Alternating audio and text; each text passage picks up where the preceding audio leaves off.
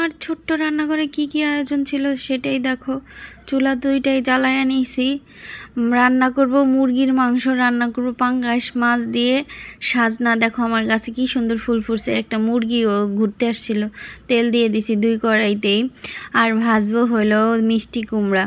মিষ্টি কুমড়া এইভাবে ভাজলে আমার কাছে খুবই ভালো লাগে। পাঙ্গাস মাছটাও ভেজে নিতেছি, জাতীয় মাছ যেহেতু আমাদের পাঙ্গাস মাছ উল্টাইতে যেয়ে দেখো কি অবস্থা, কড়াই পেয়েছে উঠে আসতেছে। মশলা টশলা কষিয়ে নিলাম, সাজনাটা কষিয়ে নিলাম। এদিকে আমার মিষ্টি কুমড়া ভাজি হয়ে গেছে।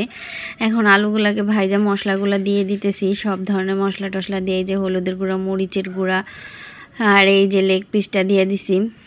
ভালো করে কষিয়ে নিব। পাঙ্গাস মাছটা ঝোলে দিয়ে দিলাম।